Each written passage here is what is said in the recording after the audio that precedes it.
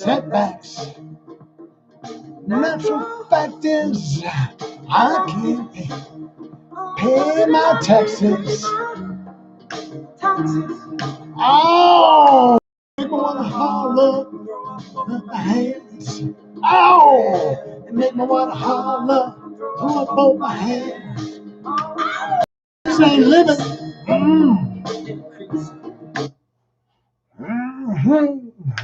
Hey, how you guys doing? Debbie, Lisa, Mark, and Ann, Kathy, Chris, and Becky, Rose, Debbie.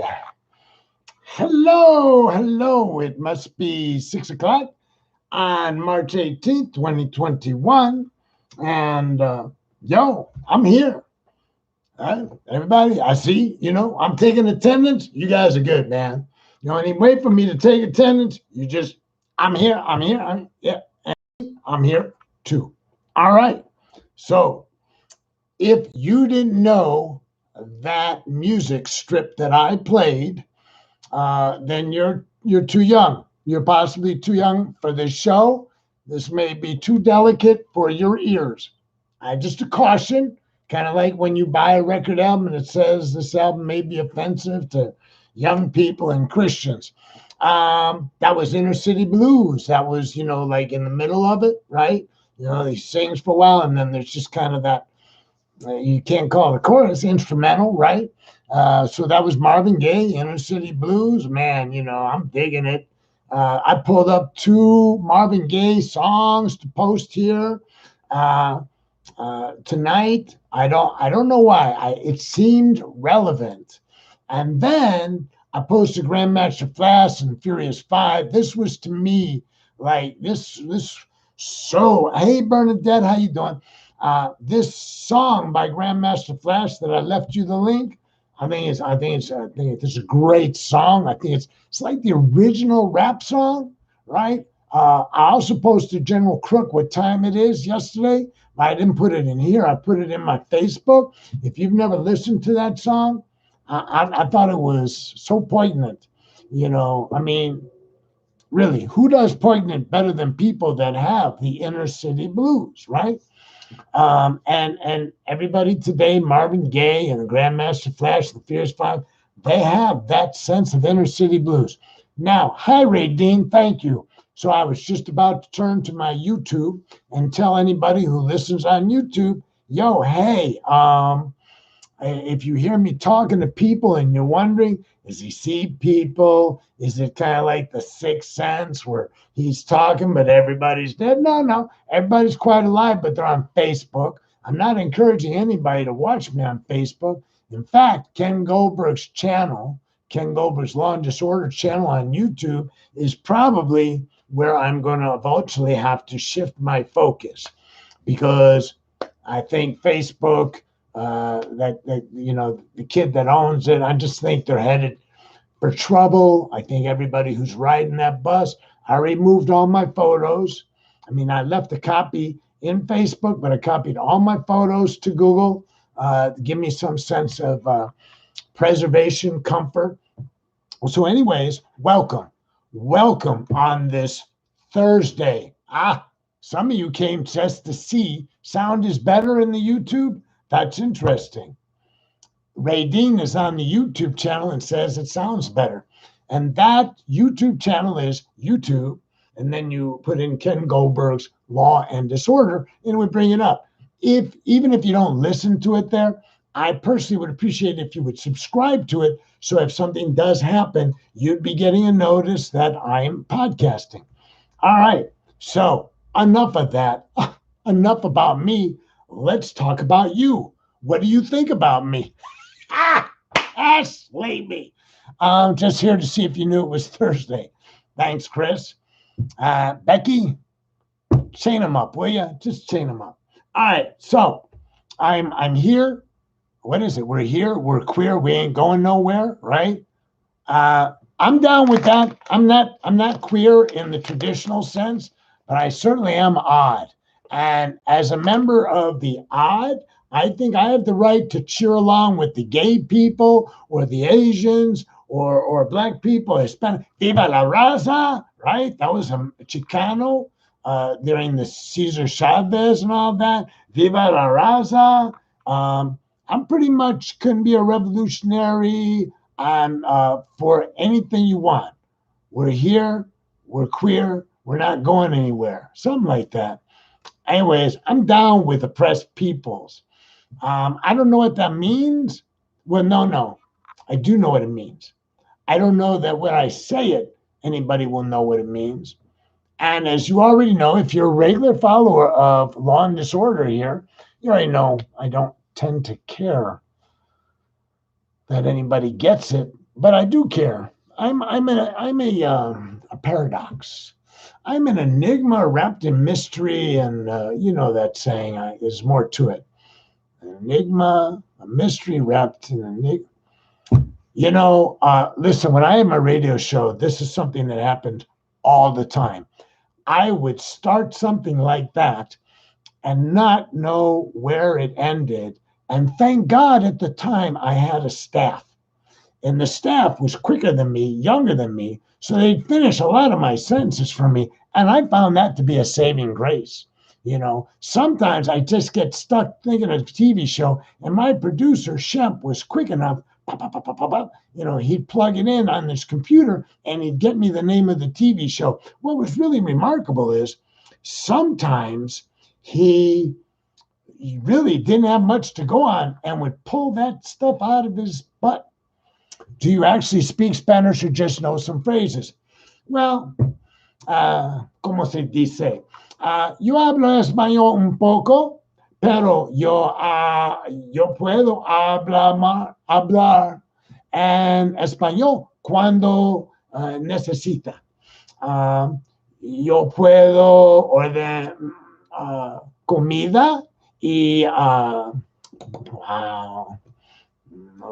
Yeah, you're borracho, right? Borracho. You know, I drink alcohol and then I lose any ability to speak anything. No, I don't really speak Spanish, but I worked in a Spanish community for years and picked up some here and some there. And then I went to Puerto Rico and they told me everybody there spoke English and meet me on camera 4. They lied, man. Where I went, nobody spoke fluent English. And few people spoke any English. So I survived 3 weeks in Puerto Rico not knowing how to speak Spanish very well, but I did take it in school. All right, so I don't even know where I was going with that. I'm on this kind of roll tonight where a good friend of mine, Paul, you know, that I bike with on Saturdays, he called me to tell me he's not biking with me Saturday. I'm very disappointed, but that's not it. And then he said, are you preparing for your podcast? As soon as I answered, it was 5:45. And I said, yeah. And he said, what are you doing? I said, nothing. He said something like, you know, I don't know what he said, but I said, the truth is, I don't prepare. I do the music. That's my preparation. I watch the news. But, you know, the news is so god awful today. So god awful. It has been just depressing. If you haven't watched the news, I'm not sure you need to. Thank you, Bernadette, by the way. I forgot to acknowledge you get it. Listen, between voter suppression by the GOP, Texas GOP representative talking about lynching in reference to we need to bring law and order back. And these poor Asians, don't worry about it. We're going to get us a long rope and we're going to we need to get a tall tree and a short rope. Like, dude, do you not know that we don't talk about lynching people nowadays, especially if you're a white male in Texas. You probably ought to pull it back a little bit, bring it back a notch. And then there's Trump is in the news again, and that's not good. Until he's indicted, it's not good. You got Putin challenging Biden to a debate. You know, what does that mean? You know, by the way, I would be happy to debate Putin if they would let me go in as a ringer. Not that I have great debate skills, but pinche cabrón, man, you want to debate me? I'm going to rise to the challenge, baby. I know I will. So, but I don't think they're going to put me in the ring. Put me in the game, coach. Put me in the game. Turn the news off. Won't watch it today at all. It's Is anybody else having a problem? You notice I'm talking real fast. I need to take a breath.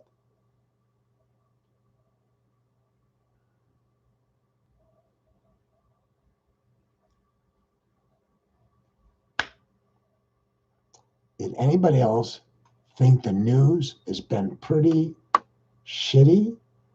You know, these people that got shot yesterday, why? You know, that's crazy, man.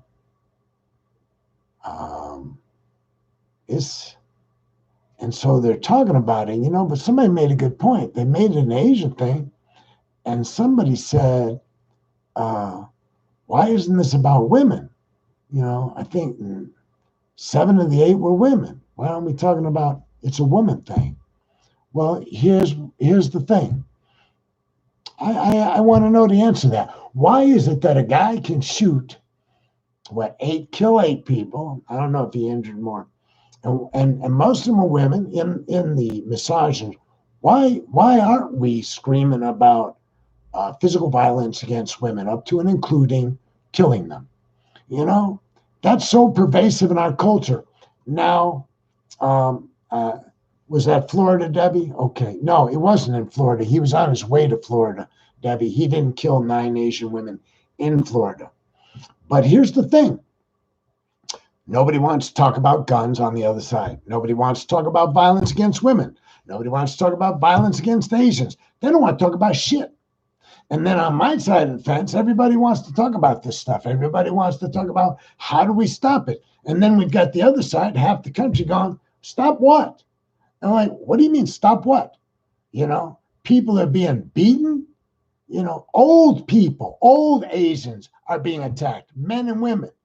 How can you not immediately think to yourself, there's too much of this? How do you watch gay people beaten? How do you watch a guy like a shepherd, the young man in Wyoming who was tied to a tree, tortured and left for dead? How does your heart just not scream out? How do you subsume that into something that I call white racism, white supremacy? I mean, how is it that you can be so racist, such a marginal human being, that even the murder of kids at Sandy Hook, first graders, massacre, didn't strike a chord in you so sensitive that you cried in your bed and said to yourself, maybe I need to reevaluate my commitment to guns? How do you watch the rise of white supremacy and sit on the sidelines and not say to yourself, maybe I need to join these blacks and Asians and gays and women in protesting white supremacy? Not because I like blacks, Hispanics, women, gays. No, because it's the right thing to do, because it's the human thing to do. I don't care one way or the other for Muslims. I don't have any particular love for them. I used to hate them. I moved from hate to cool. I don't have anything. But if Muslims are getting screwed over, and when they have been screwed over, I've gotten on social media, and anybody listen to me, I'm like, you're wrong. You're just wrong. You're wrong. So what does it take to move you from silence to action? How many people need to be murdered and even massacred, right? I don't get it, because my soul says you can't sit there. Get the fuck up and say something, do something, be someone. So I get you don't have to be like me. You don't have to scream, you don't have to get front, but you got to move. Even if you're Republican right now, you got to look at the shooting of these women and go, I don't know what he's doing. I don't know if it was a race crime or not, but here's what I know. Shouldn't happen. Shouldn't happen. Not against women, not against Asians, not against men, not against blacks, not against whites. It shouldn't happen. You should be furious these things are happening. Speaking of furious, let's take a moment out. Chill me out. Let me say this.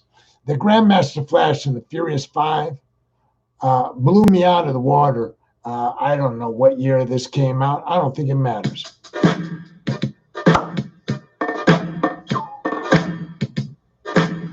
Broken glass everywhere. People pissing on the stage, you know they just don't care. I can't take the smell, can't take the noise. Got no money to move out, I guess I got no choice. Rats in the front room, roaches in the back, junkies in the alley with the baseball bat. I tried to get away, but I couldn't get far, cause a man with a touch repossessed my car. Don't push me, cause I'm close to the edge. I'm trying not to lose my head. It's like a jungle sometimes. It makes me wonder how I keep from going under. Standing on the front stoop, hanging out the window, watching all the cars go by, roaring as the breezes blow. A crazy lady living in a bag, eating out of garbage pails. Used to be a bag hag, such a dance to tango. Skipped the life and dango. A zircon princess seen the lost her senses. Down at the peep show, watching all the creeps, so she could tell her stories to the girls back home. She went to the city and got so sedity. She had to get a bitch, she couldn't make it on her own. Don't push me, cause I'm close to the edge. I'm trying not to lose my head. Huh. Man. What's the fucking answer, says Donna.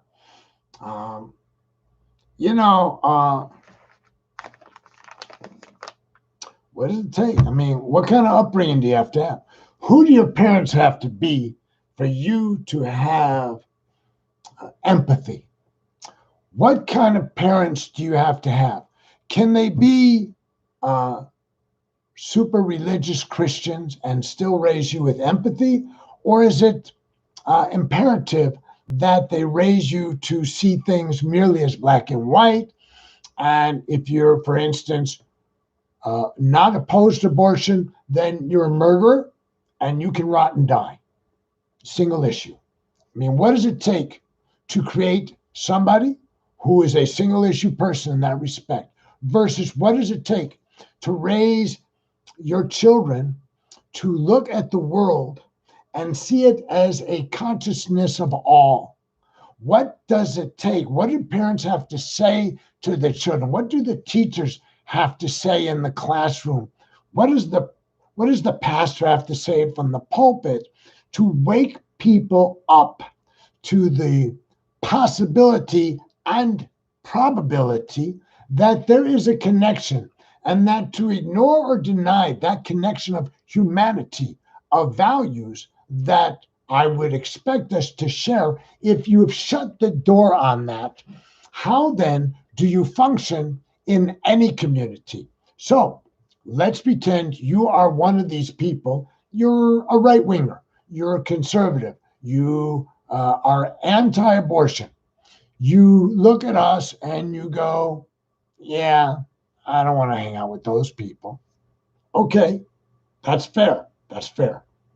So choose the community. Do you go into a community of homogenous people, not heterogeneous, but homogenous people who think like you, who act like you? Still in all, you're pretty black and white. How are you getting along with these people? If they feel differently about other issues than abortion, if they have a deviation from your religious belief, and it doesn't have to be as significant as abortion, perhaps as the literalness of the Bible, maybe. Do you still participate in that community with all the vim and vigor that I would expect you to have brought to this religious community?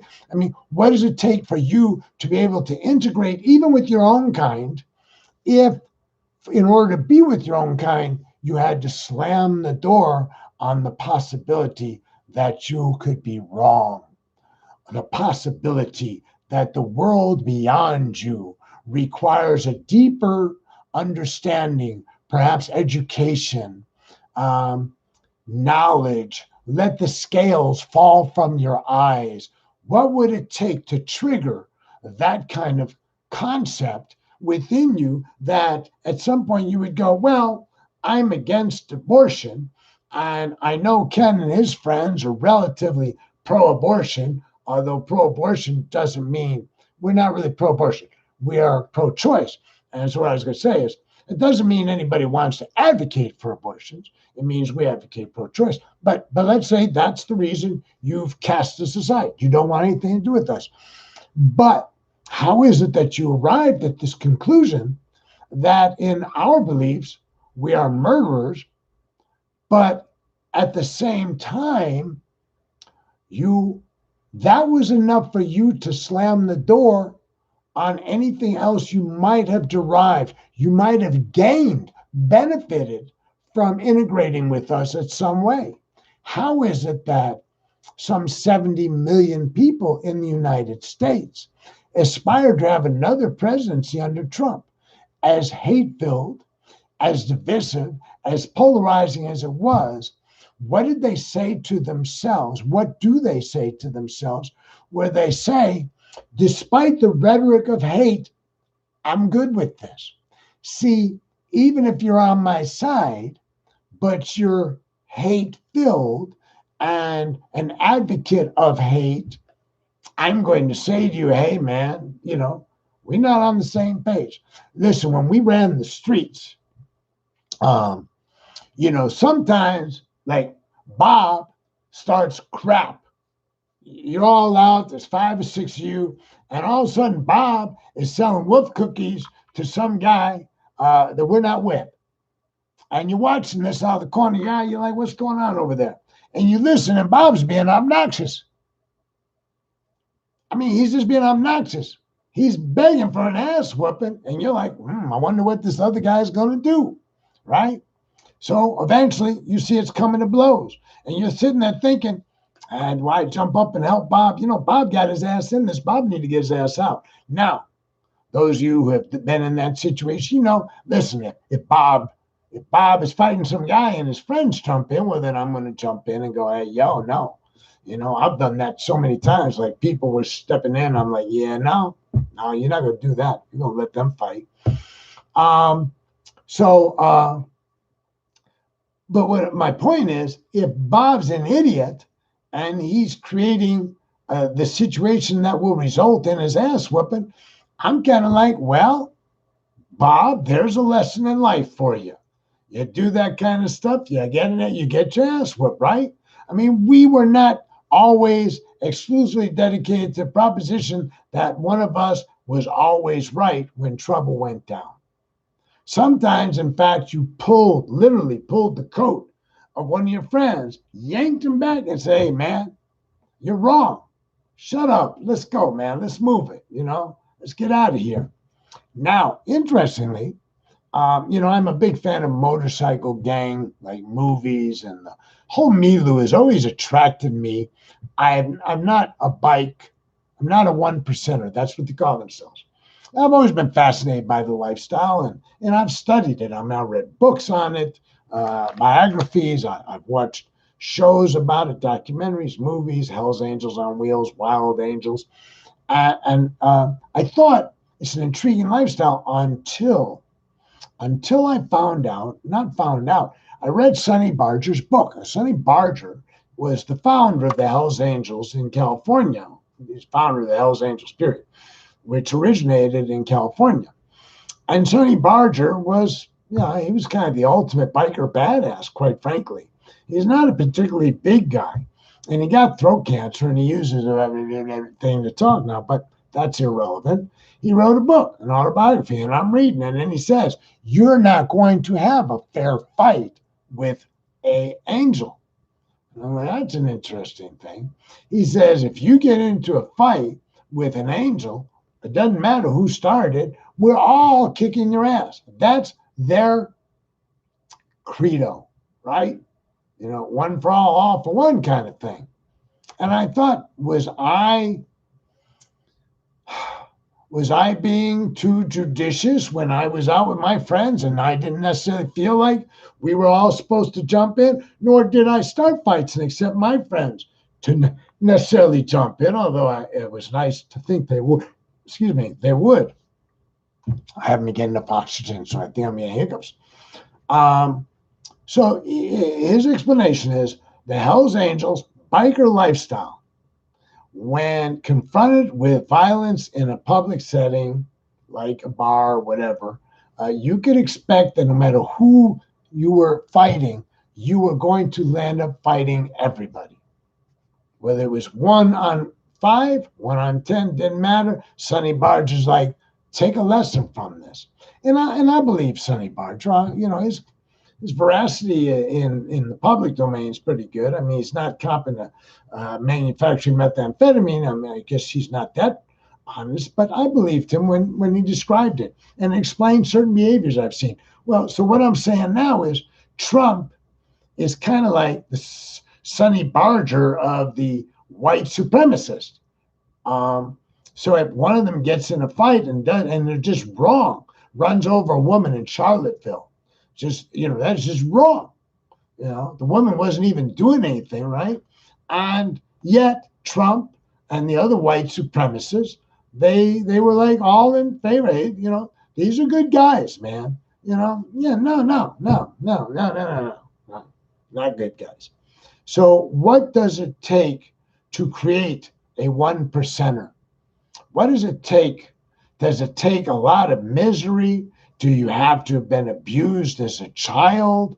What does it take to create a human being whose social awareness, whose social construct, whose sense of community is easily connected to hurting other people? And alternatively, what could have been done? I think Kathy earlier said something about, here it is, I think education is key. I don't know what the key. I mean, a guy like Trump's educated, but I think when you have that small a penis, it doesn't matter how much education you have. I think men have been taught that when they have small penises like he does, to feel inadequate. And so maybe that's his problem. But how could anybody be Trump-like? How could anybody be a Trump supporter? How could a man or woman undertake to hold an ideological frame of mind where, as Asians are being attacked across the country because they've heard about Kung Flu and the Chinese virus, and they see all these events happening on the tail of this hostility towards the Chinese, why is there no connection? And in that connection, a resistance to being one of those people. I mean, those of us who hold liberal views, humane values, we don't get them and they don't get us. I think, that we're easier to understand, that we should be touched by the suffering of others seems to be, seems like it would be. Bernard says that Trump is educating grifting, perhaps. I guess I should qualify. Trump went to school. He went to boarding school. I think it was maybe a military school. He did go to college. I'm not saying he did well, but I'm saying he was in classes, and he went to Wharton School of Business, although I don't know how far he went. So he's got more education than the average Trump supporter, is probably what I should be saying, Bernadette. Thank you. Yeah, I almost said he's smart, but he's not smart. He's shrewd. Guys that manipulate people like he does, they're shrewd. They're not necessarily smart. If he were on the streets, I'd have beat his ass a long time ago. I'd have looked for him to beat his ass. If he was hanging out in South Side of Chicago, somebody called me in Dallas and said, here's this guy, and here's some of what he's saying, and here's how he behaves, and here's where he's at, I would say, well, next time I'm in town, let's just go beat his ass, right? And if we could have found him in a bar, we would have found a way to pick a fight, and then we would have jumped on his ass. What I used to do is, when I knew I wanted to attack somebody for whatever reason, vengeance or whatever, what I would do is I would set up a situation where I could be annoying to the point where they would get hostile. They get angry. Who do you think you are, kind of thing, whatever, But it would be a little subtle. I mean, I wouldn't just come out and just be overtly obnoxious all the time. Just, bing, bing, bing, push, waiting, laying in the bushes mentally so that I can beat your ass. Oh, Bernadette, I'll hold him. You can kick him in the stomach. How's that? I'll hold Bush around the way. You can kick him in the stomach. I'd be happy to have you there. What would be nice is everybody gets a piece. It's like the Hells Angels. I guess maybe we're a little bit like the Hells Angels too. If we got the right guy, right? Yeah, I want to beat your ass. So I see a lot of people tuned out of the show because I see the numbers. Here's what I wanted to. Here's where I'm going. I didn't watch the news. I'm hurting, right? And when I do stuff like this, I have to preface my remarks. Ken's Angels, thank you. I have to preface my remarks. I'm going to explain this pain. And I don't want you to type in sympathy or advice. I want you to leave it the fuck alone and just let me explain, because I'm not soliciting. You're welcome to talk about yourselves anytime. Just please. I hurt because I'm living in a world where humanity seems to be diminished. And as part of this collective, as part of this community I call Earth, when I see the destruction of the environment, when I see the destruction of the climate, and when I see genocide being practiced in some countries, China trying to wipe out these Mongolians, Africans who are oppressing other Africans, and if you go to Serbia, right, go to Turkey, and then come to the United States, and then you listen to a speech by anybody. Let's use Martin Luther King, because he was probably one of the greatest orators of our time. To hear such impassioned speech and not be moved. There are so many people who are not moved by a Martin Luther King speech. In fact, when they hear it, they probably tell themselves, shut that nigger up, right? You know what I'm saying? Now, I watched Ralph Warnock. He was just elected from Georgia to be a senator, one of the two Democratic senators from Georgia. And he was on the floor of the Senate yesterday sometime. And he's a preacher. In fact, he is the pastor of the church, I believe, that Martin Luther King used to be at. Anyways, I'm sitting there. He's a senator. Usually when you see a senator talking, you're like, what? And he was talking about voter suppression and participation in democracy. And I'm thinking, wow, this guy's really got something to say. But I don't think anybody's there. I think he's talking in an empty room. Here's what they do. You can tell better if you watch C-SPAN. I don't watch C-SPAN. These guys will go in and make speeches knowing they're being picked up and broadcast. But their fellow senators who don't have to be there, ain't no vote. They won't even listen to it. They're not interested in the passionate speeches which speak to the heart of humanity. They're able to simply walk away from it, turn away from it, ignore it. I can't. And that's what I mean in regards to, I hear the plea of people who are oppressed. It's what I said at the beginning, viva la raza, power to the people. Whatever it is, people who are oppressed we should be sensitive to it. We should be sensitive to the harm done to animals, farm animals, animals in the woods, tigers, elephants being shot into extinction. It should literally, and I don't mean figuratively, right? Literally hurt.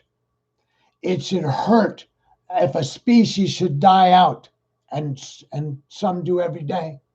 It should be physically uncomfortable. I eat meat. When I look at meat for the last 15 or 20 years, I think to myself, thank you.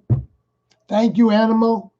I know you did not volunteer to die to feed me, but you did die, and you did land up feeding me. May your spirit soar always. I'm not saying that I shouldn't be a vegetarian, by the way.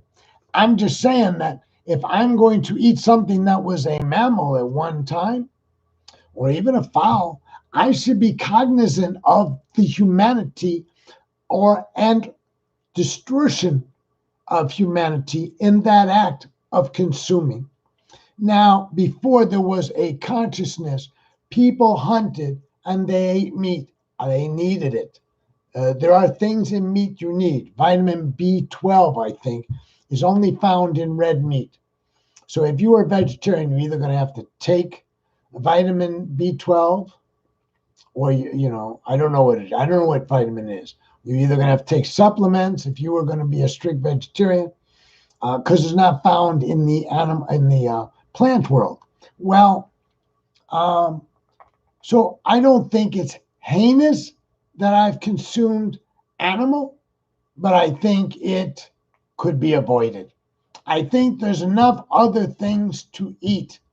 I think there's enough other things like vegetables that can be less harmful to the environment, healthier for me, that will alleviate a lot of the suffering for animals because they don't have to die for me, and for humans who don't have to die because they've overconsumed red meat.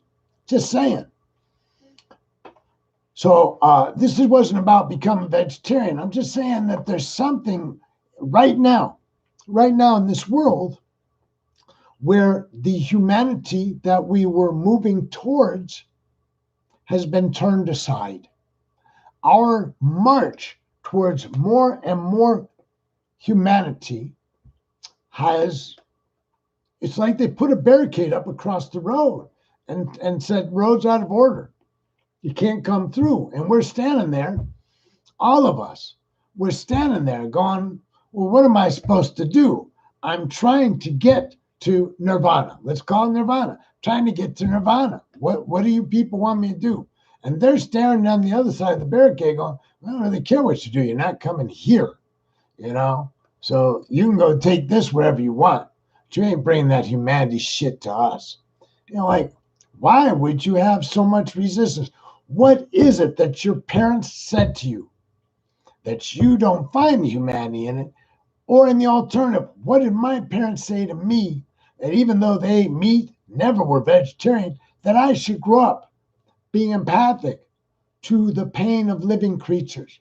Why is it that when we do meta at the end of each podcast and say, may all living beings, humans and non-humans, be happy, be healthy, be safe, living their lives in comfort? Why would you not want that for every living thing? I don't care if you hate snakes. Why would you want a snake to be uncomfortable? What has a snake done to you lately? So of late, I have this pain. It's persistent. It's consistent.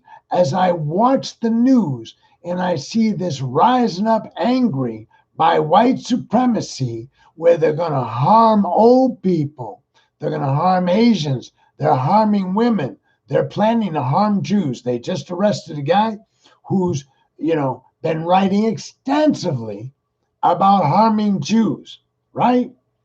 I think he was in the military, one of those guys. Anyways, it's really abysmal to me. I feel like I'm on the wrong planet sometimes, or I'm in the wrong country, or my brain hurts because Why am I living in this? And I see some people who are more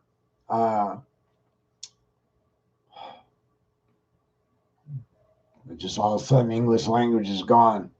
Yo quiero. Who are more passionate on every day. They're more passionate about vegetarianism. They're more passionate than I am about not harming animals, right? Bernadette says she feels it too. Here's something, and Bernadette owns a horse. Maybe she can explain to me. This one kills me.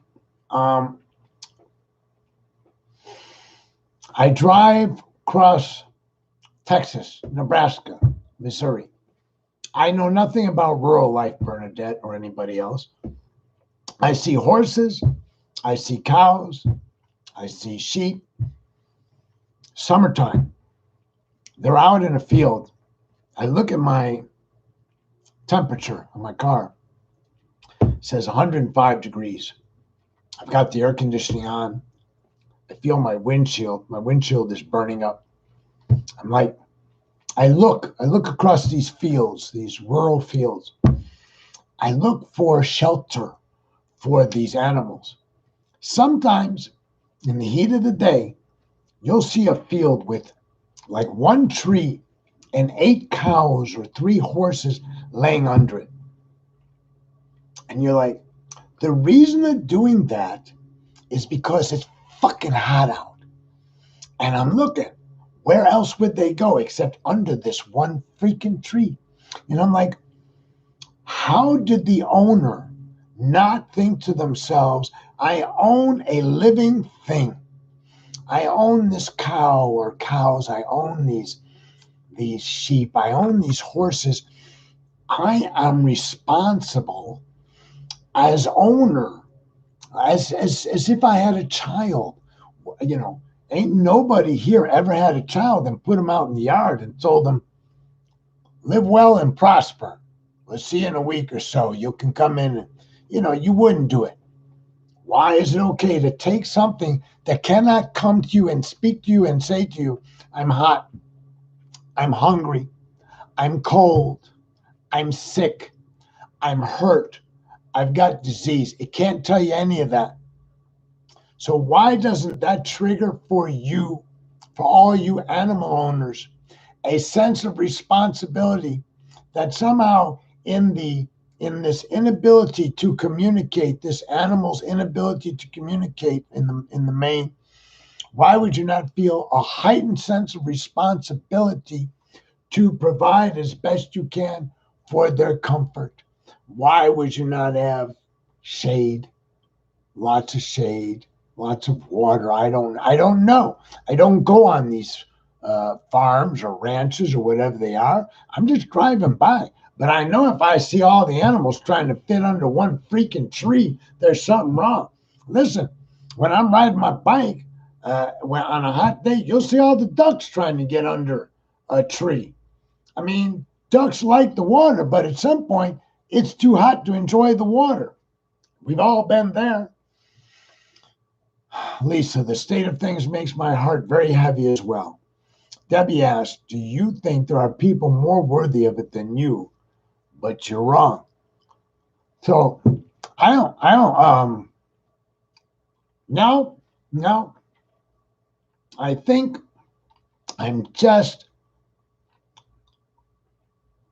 my dilemma, and then I need to wrap up.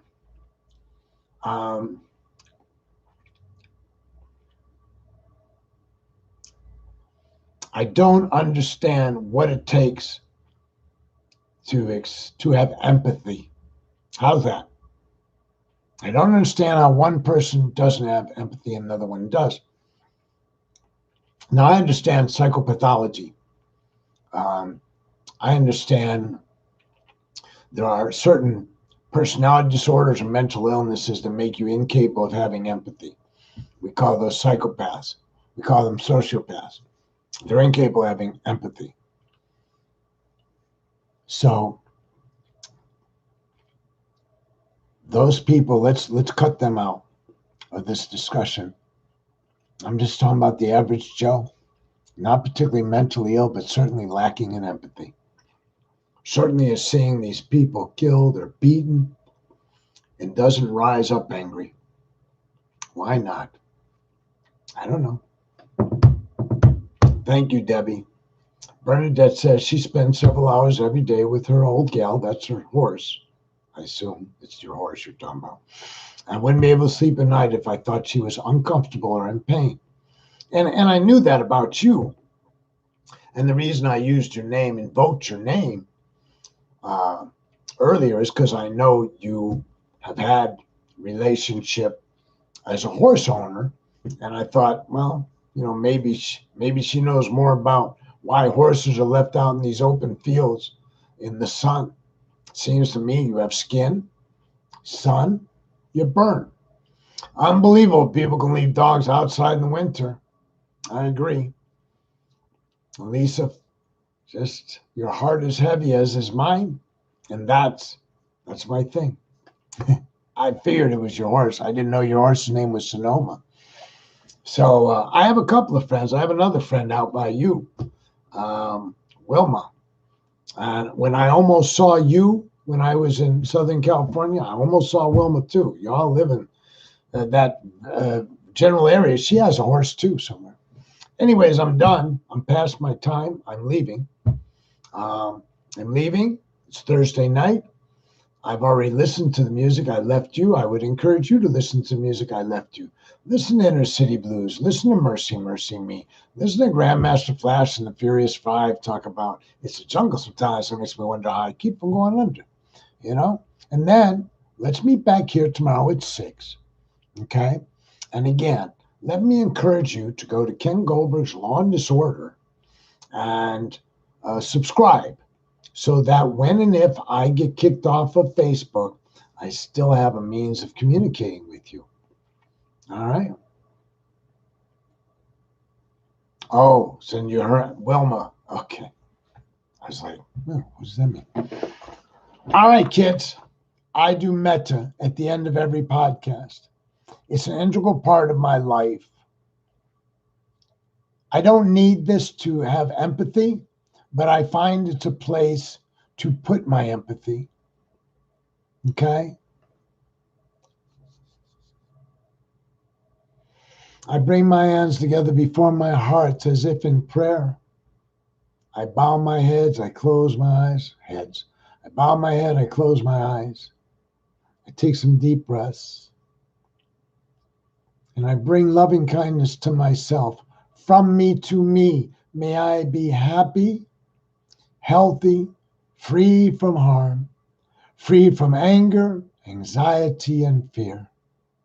May this practice lead to a life of greater peace and comfort.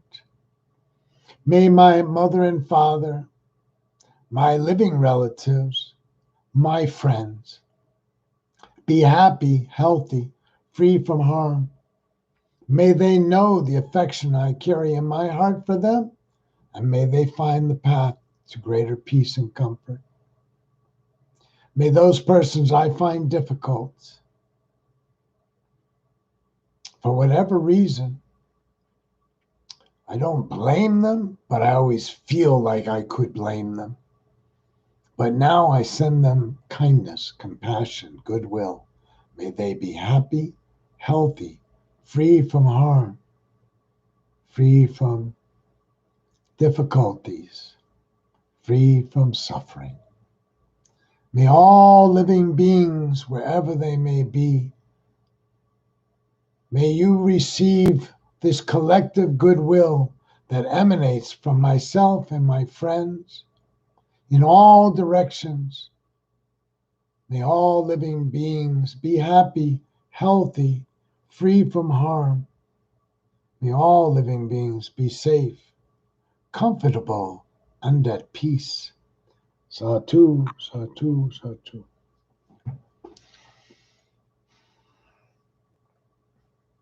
Thank you, Ray Dean. Thanks for sticking it out over there on YouTube. Have a serene, calm evening. Your right to hurt and feel helpless, but send a light to those who need it tonight.